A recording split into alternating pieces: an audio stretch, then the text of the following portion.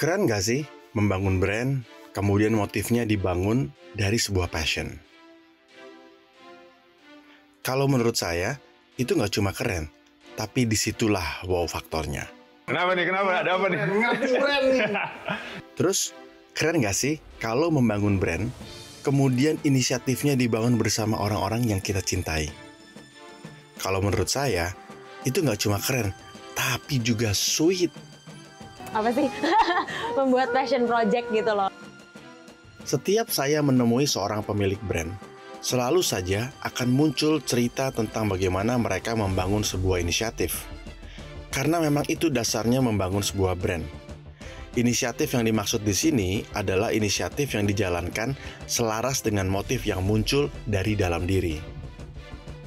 Bentuknya bisa passion, bisa respons terhadap sebuah kondisi, dan lain sebagainya. PR-nya kemudian adalah bagaimana motif dan inisiatif itu bisa dimaknai, lalu diterjemahkan menjadi serencana detail untuk mengeksekusinya. Dua brand owner, Brodo dan Burgreens, yang saya temui beberapa waktu yang lalu punya cerita menarik seputar bagaimana mereka dalam tanda kutip memanjakan motif dan inisiatif mereka menjadi sesuatu yang sangat keren. Dan kini setelah 8 tahun, ribuan kota, Brodo telah ada di mana-mana. Dan kita akan ke salah satu toko. So Kak, ini kan kita bicara ide 8 tahun yang lalu ketika pemikiran awalnya adalah membuat sepatu dengan ukuran yang lebih gede ya. Betul. Nah itu kan artinya kemudian sekarang apakah ideas itu masih relevan dengan mangsa pasar yang sekarang dibangun? Si ide ini justru trigger untuk kita masuk ke industrinya. Jadi karena background gue sama partner kan insinyur ya, dia nggak sama sekali berpikiran untuk masuk ke industri ini. Nah gara-gara trigger itu mendorong kita untuk explore ke dunia sepatu. Dan memang karena kebetulan di Bandung kan, di situ emang ada pusat sentranya untuk sepatu handmade. Nah itu nge-kickstart ide kita awal-awal untuk mulai explore ke dunia sepatu. Walaupun sebenarnya dari gue pribadi emang ada passion di sneakers. Dan makanya pelan-pelan kita sebenarnya transisi ke sneakers, yaitu emang passion gue pribadi. Dan kebetulan marketnya juga emang besar banget sekarang. Dan jarang banget sneakers lokal. Iya, jadi akhirnya wah ini ada opportunity untuk kita mulai transisi yang tadi dikenal sebagai leather footwear jadi sebagai all range footwear sekarang. Apakah itu kemudian shifting the target market atau actually target market yang sama? Nah, itu pertanyaan menarik. Tapi kemudian memperkuat basis masanya lewat opsi-opsi yang lain? Dua-duanya. Oke. Jadi dari demand para Brodo gentleman kita nih, kita sebut customer kita Brodo gentleman, dia yang dulunya awalnya pakai sepatu kulit itu untuk casual sama formal, sekarang kita digunakan hanya untuk formal aja gitu. Karena dulu 8 tahun lalu tren sepatu kulit itu emang untuk casual. Sedangkan casualnya sekarang itu masuk ke area sneakers. Jadi ada demand dari customer kita yang mengatakan, kita mau sneakers juga dong, tapi kita mau sneakers buatan lo. Gitu. Jadi itu kita perlu waktu sekitar 1,5 tahun untuk bisa beneran ngeluarin sneakers yang menurut kita ini Brodo banget. Ini adalah proses yang sangat dalam sekali.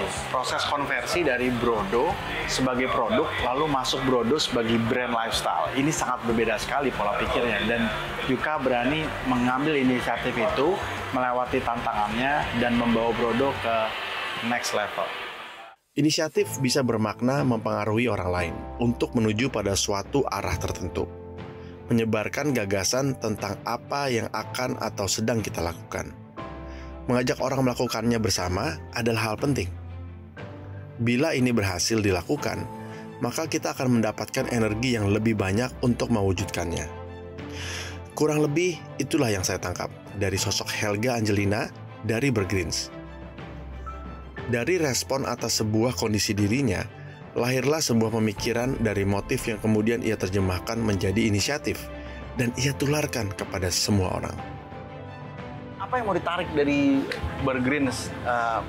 This is what? Kurang dari 10 tahun brand, ya? Ya, 5 tahun kita. 5 tahun jalan menuju ke 10 tahun. Apa yang mau ditarik sampai panjang? Apa yang mau diselamatkan sih sebenarnya oleh Burgreens? Visi kita gitu ya. Nah, jadi sebenarnya kita itu karena aku dan Max sama-sama praktisi makan sehat, kita kan banyak ngulik ilmu tentang nutrisi. Dan buat kita tuh sangat fascinating fakta bahwa secara medis sudah ditemukan 10 dari 11 penyebab kematian di Indonesia itu disebabkan karena pola hidup yang buruk. Salah satunya komponen utamanya adalah pola makan yang buruk. Kalau kita semua bisa membuat orang makan dengan baik, mendapat nutrisi yang baik, seimbang, itu jadi yaitu pola makan berbasis nabati utuh, itu sebenarnya kita bisa memprevent atau mencegah 10 penyebab kematian itu. Gitu. Dan kalau orang udah kena, 9 dari 10 bisa nggak tambah parah, 5 dari 10 penyebab kematian itu bisa sembuh total hanya dengan mengganti pola makan. Nah, sebenarnya yang kita pingin perjuangkan adalah mengedukasi masyarakat Indonesia untuk mengadopsi pola makan seperti itu supaya mereka tuh bisa mereka tuh bisa berfungsi secara optimal gitu loh. Jadi mereka bisa berkarya secara optimum dengan badan yang sehat. Siapa itu Max? Who is Max? Why he is in this initiative? Max itu partner di Bergreens. Jadi kita co-founded Bergreens together back in 2013. Awalnya emang dari pacaran. Terus karena bersama-sama vegetarian dan passionate tentang makan sehat, terus kebetulan kita ngerasa skill kita complementary. Dia jago masak, inovasi, campaigning akan sesuatu. Aku bagus jualan, ngerti lah manage bisnis gimana caranya. Jadi dari situ kita mulai awal-awal kecil-kecilan buka bisnis bareng gitu. Tapi ya setelah buka bisnis terus akhirnya memutuskan nikah.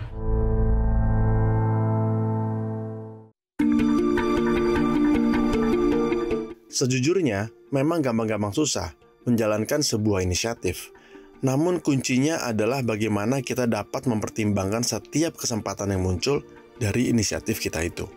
Tidak perlu terburu-buru, tapi yang pasti kalau kita tidak mencoba, maka kita tidak akan pernah sampai kepada solusi bagaimana menjalankan inisiatif kita itu. Karena di balik problem pasti ada solusi. Di balik kondisi yang buruk sekalipun, pasti ada nilai-nilai positif yang bisa kita maknai. Tapi kan sulit banget ya, maksudnya masuk ke dalam dunia lifestyle yang begitu cepat banget, kemampuan infrastruktur internal tim itu harus bisa ngikutin dengan cepat banget ya. Bener. Oh, berapa desain gitu loh dalam. Iya. Bahkan nggak cuma desain, supply chain. Oh iya. Iya. Ini udah dramanya perusahaan retail tuh kayak gini. Jadi dari bahan baku, kan kalau sepatu tuh ada banyak. Ada kulitnya, ada talinya, ada sole, insole, lining, semua tuh. Ya. Begitu kita transisi ke sneakers, itu udah beda semua. Berurusannya juga sama vendor yang berbeda.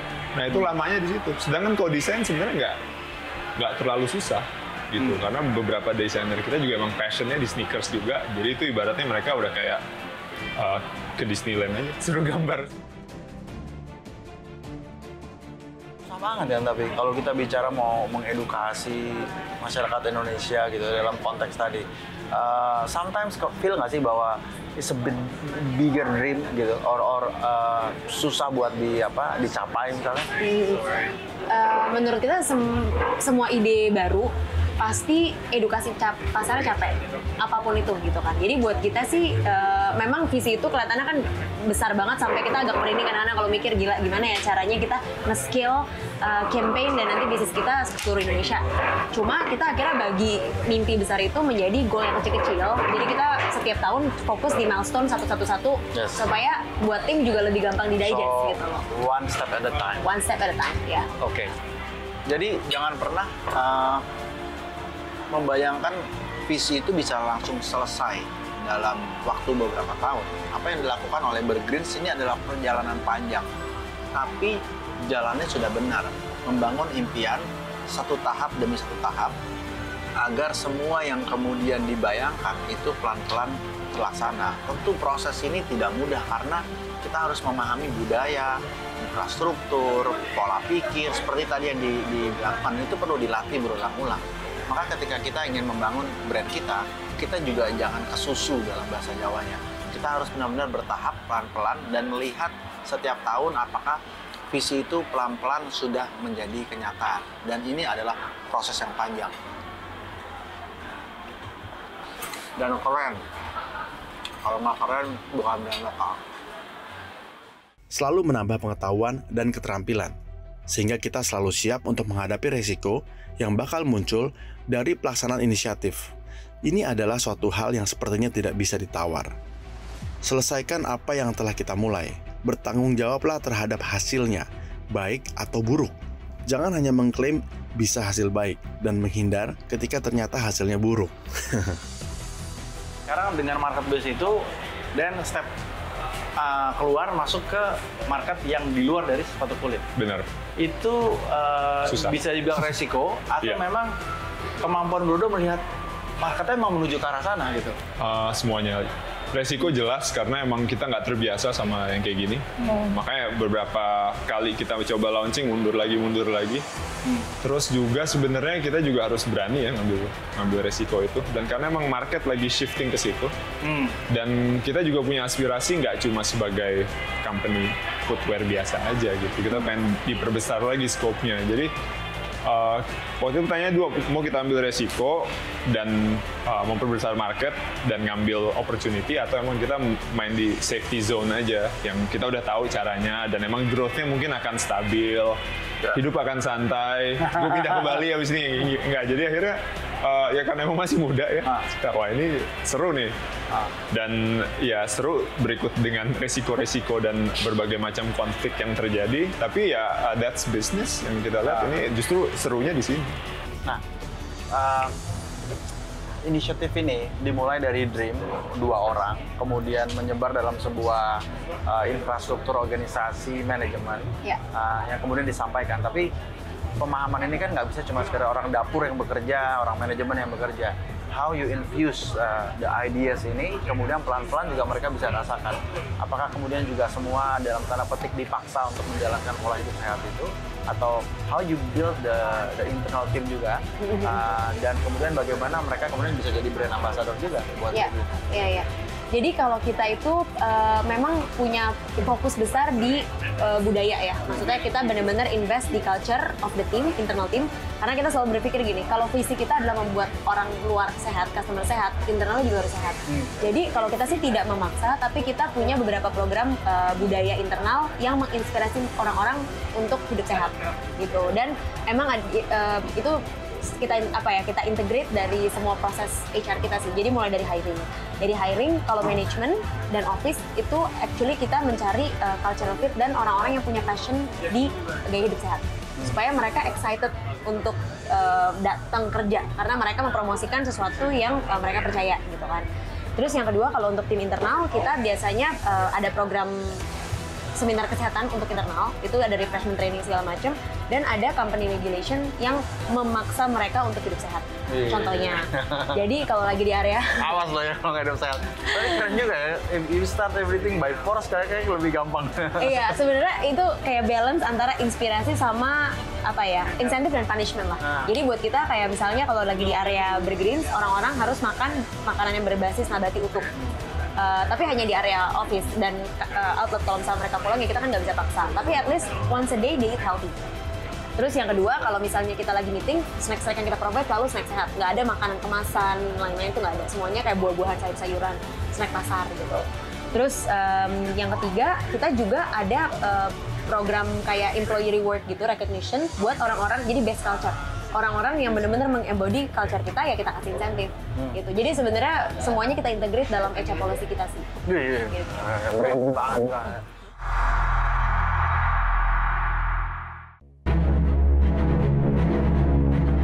Hanya dengan mencoba melalui berbagai cara, kita akan menjadi lebih kreatif dengan berbagai ide. Ingat, ide bisa menjadi kontribusi yang paling mahal bagi brand kita. Tapi biasakan kita menarik garis inisiatif kita jauh lebih panjang dari apa yang sudah kita canangkan. Menurut saya bisa, asal kita memegang betul narasi dan brand story kita dengan kuat sebagai fondasinya. Jelasin salah satu menu yang punya story misalnya. Ya, oke. Kalau di sini sih kita ngejelasin tentang dengan makan plant-based sekali sehari aja, apa sih yang dampak positifnya untuk lingkungan maupun sosial. Jadi menu favorit kita dan yang pertama itu ada namanya mini trio. Jadi mini trio ini 3 mini burger dengan patty yang beda-beda, dari jamur, kacang merah, dan dari bayam sama kacang garbanzo. Gitu. Langsung pesan satu boleh? Boleh. Mini trio satu. Mini trio satu ya. Sama satu lagi di sini yang semua orang yang even pecinta daging juga suka, itu namanya bikin rendang platter. Jadi kita bikin nasi padang versi vegan dan sehat. Jadi rendangnya dari jamur, nasinya sebenarnya beras coklat kita kasih kunyit jadi nasi kuning. Ini rendang dari jamur.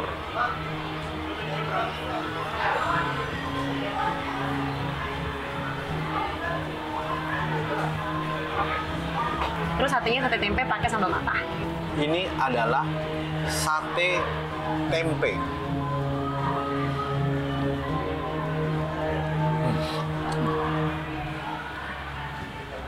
Terus dessert. Banyak orang kayak mikir kan, aduh kalau makan kok dessert bisa sehat gitu kan. Jadi all of our desserts kan kelihatannya kayak kue-kue pada umumnya. Cuma semuanya ini tanpa dairy, tanpa butter, tanpa telur, dan tanpa tepung terigu. Jadi kayak di sini nih strawberry cheesecake, kita bikinnya bawahnya itu dari campuran kacang sama kurma, tengahnya krim coconut, sama selai buah naga. Selain produk diferensiasi, kemudian teknologi yang kemudian di-adjust untuk menyesuaikan pasar, di luar dari sepatu, apalagi yang dilakukan adjustment-adjustmentnya terhadap kondisi pasar yang kondisi berubah. Pasar. Ini mungkin bisa dilihat nih, sekalian aja kita melihat. Oh, oke. Nih. Ini brand-brand lokal yang kita lihat, wah ini keren banget. Kita aja kolaborasi, yuk desainnya baik kita, lu yang produksi, kita collab, dan kita bikinnya kerjasama. Dan ini juga demand dari customer kita, ya jual dompet nggak, jual ikat pinggang nggak, sampai ini jual jam tangan nggak, ya kita coba aja bikin jam tangan dan laku-laku aja. So, ini juga salah satu touch point yang dipakai untuk building the brand. What's the story of semua ini? Apa sih ceritanya dari semua ini? Jadi sebenarnya mulai ini menggambarkan filosofi kita kan dalam menjalankan bisnis. Jadi kayak dari atas itu menjelaskan bahwa sebagian besar bahan yang kita pakai itu directly source dari petani-petani kecil. Terus yang kedua ini menjelaskan komitmen kita untuk menjaga kualitas dan komitmen kesehatan kita dengan membuat semuanya from scratch. Jadi kayak patty kita bikin dari bahan ingredients whole food, tanpa preservatif, tanpa apapun lah pokoknya. Jadi kita nggak pakai apapun yang dibeli dari pabrikan lah gitu. Nah, ini cute banget ya desain-desainnya. Kerjasama dengan desainer, sama idea. Kerjasama design agency. Jadi kalau idenya dari kita, konsep dari kita, cuma yang memvisualize ini menjadi sesuatu yang sangat lucu, ini kita kerja sama design agency. Nice. Kita perlu banyak support dari graphic design house. Iya. Yang lo lakukan di marketing apa, atau di campaign communication untuk mengubah shifted dari kulit kemudian masuk ke sini, kan nggak mungkin cuma masukin produk. Saat ini dari tim konten kita lagi berusaha fokus justru melupakan bagian sepatu kulitnya, tapi lebih ke apa sih movement yang kita pengen bikin, apa sih brand values kita, apa sih core brand values kita tuh apa aja, dan kita mulai segmennya udah nggak berdasarkan demografik lagi, demografik nggak psychographic, jadi lebih ke kenapa ada apa nih, ngerti brand nih. Jadi ke psychographic, jadi kayak nih cowok-cowok ini sebenarnya apa sih aspirasinya, terus dia pengennya menjadi apa yang mereka care, isu-isu apa yang mereka care, dan harus diakui itu mahal. tuh susah susah bro. PR untuk naik kelas, membawa brand kita menjadi lebih emosional, lebih psychographic driven, itu memang mahal harganya. Memang kemudian konteksnya adalah tidak bisa kita 100% idealis, tapi juga harus melihat peluang pasar, menjadi produk yang memberikan kebutuhan atau demand kepada pasar, tapi di satu sisi juga harus punya idealisme. Dan ini sulit banget, karena hari ini brand memang harus bisa menjadi begitu cair, tapi juga bisa punya idealisme yang sama, sehingga kemudian dari sisi bisnis maupun dari sisi impian itu bisa berjalan bersama-sama. Sampai episode berikut kita akan membahas brand-brand keren lainnya seputar merek lokal dan tentu saja membuat kita semakin bangga dengan Indonesia. Sampai kita ketemu lagi. Mau dapat hadiah spesial? Jawab pertanyaan saya di Instagram @brandadventureindonesia pada postingan terakhir. Saya tunggu.